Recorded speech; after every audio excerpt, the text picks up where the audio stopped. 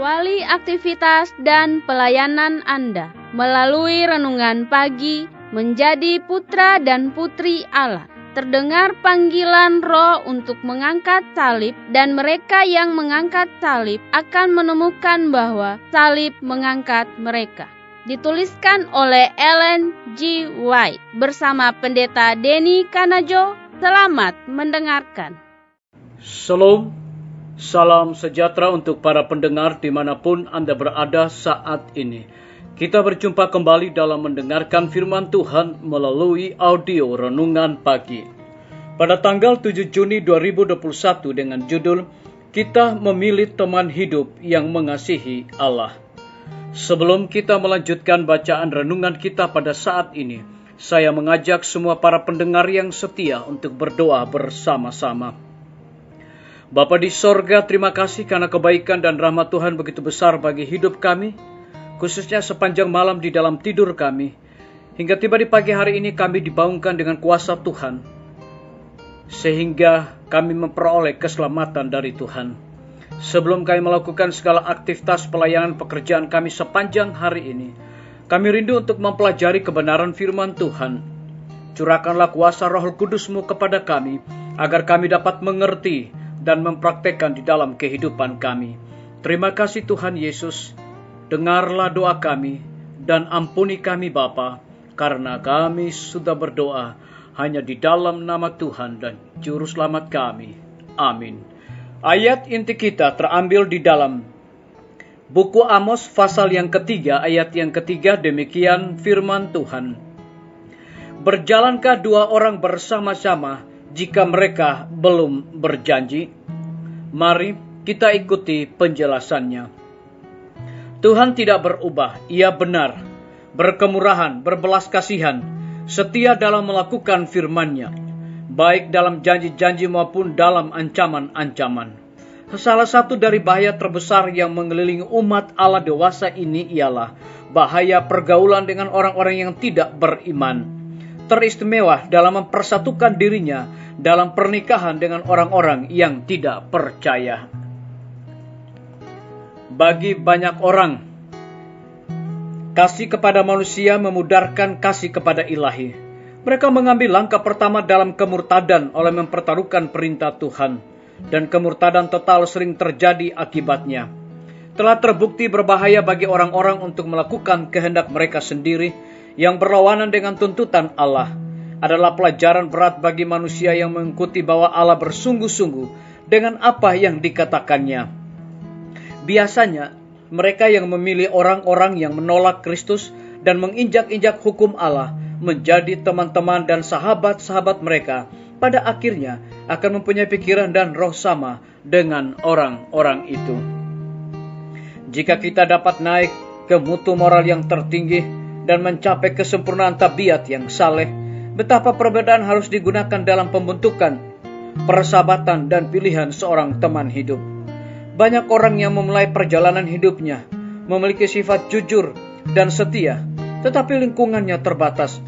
Sama seperti Salomo dalam kedudukannya yang tinggi, oleh satu langkah yang salah dan tak dapat ditarik kembali dalam hubungan perkawinan, kehilangan jiwanya dan menarik orang lain ke dalam jurang kebinasaan. Pergaulan yang sembrono, yang tak mempunyai prinsip yang dalam, membalikkan hati orang-orang yang tadinya adalah mulai dan benar kepada kesia-siaan, kepelisiran yang merusakkan, dan perbuatan buruk semata-mata. Kita harus selalu merasakan perhatian yang mendalam akan keselamatan orang yang tidak mau bertobat, dan harus menyatakan terhadap mereka itu suatu roh kemurahan hati dan budi bahasa. Tetapi kita dapat memilih sahabat-sahabat kita dengan aman, hanya orang-orang yang adalah sahabat-sahabat Allah. Biarlah bacaan renungan kita saat ini akan menjadi berkat bagi kita semua. Mari kita tunduk kepala dan berdoa. Bapa di sorga, terima kasih karena kebenaran firman Tuhan pada pagi hari ini mengingatkan kembali kepada umat-umat Tuhan, bahkan kami semua para pendengar yang setia, agar supaya di dalam kehidupan kami harus selalu merasakan perhatian yang mendalam akan keselamatan orang yang tidak mau bertobat, dan harus menyatakan terhadap mereka itu suatu roh kemurahan hati dan budi bahasa. Tetapi kita dapat memilih sahabat-sahabat kita dengan aman, hanya orang-orang yang adalah sahabat-sahabat Allah. Terima kasih atas kebenaran firman Tuhan pada pagi hari ini. Saat ini hamba berdoa untuk pemerintah kami. Tuhan memberkati Bapak Presiden bersama dengan wakil, para menteri dan stafnya, Bapak Gubernur bersama wakil, Bapak Bupati bersama wakil, Wali Kota bersama wakil, camat dan stafnya, lurah, RT, RW, dimanapun mereka berada saat ini Tuhan. Lindungi, pelihara mereka, dan mereka sangat membutuhkan pertolongan kuasa Tuhan yang ajaib, mulai hikmat dan pengetahuan, agar dapat menjalankan roda pemerintahan di tengah-tengah pandemi saat ini, boleh sesuai dengan amanat dan titah Tuhan. Kami juga berdoa untuk para tim medis. Tuhan berkati dokter, perawat, bidan, semua para relawan kesehatan yang ada di setiap rumah sakit, bahkan puskesmas yang ada di Indonesia. Kau berikan kekuatan kesehatan, semangat, dan sukacita di dalam pelayanan di tengah-tengah pandemi.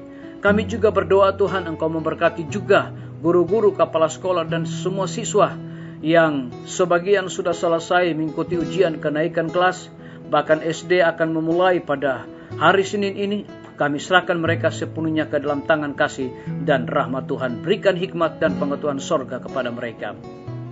Kami berdoa untuk pimpinan-pimpinan organisasi gereja Tuhan, dari tingkat yang tertinggi sampai kepada gembala jemaat dimanapun mereka berada. Saat ini mereka sangat membutuhkan akan kuasa Roh Kudus di dalam pelayanan mereka.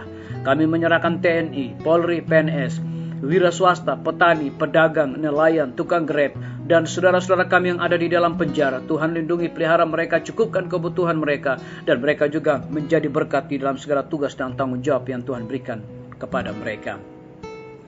Kami berdoa untuk para pendengar yang setia, yang saat ini Tuhan dimanapun mereka berada, mereka sedang bergumul Tuhan. Ada yang sakit, boleh jadi anak-anak mereka akan melanjutkan pendidikan dan juga pekerjaan mereka. Kiranya Tuhan memberkati, Tuhan cukupkan segala kebutuhan mereka. Kami juga berdoa bagi para pendengar yang setia yang berulang tahun saat ini. Dengan bertambahnya usia yang Tuhan percayakan dalam hidup mereka, mereka selalu bersyukur dan melayani Tuhan senantiasa. Terima kasih Tuhan Yesus, dengarlah doa kami dan ampuni kami Tuhan, karena kami sudah berdoa hanya di dalam nama Tuhan dan Juru Selamat kami. Amin. Sampai jumpa. Tuhan Yesus memberkati kita semua.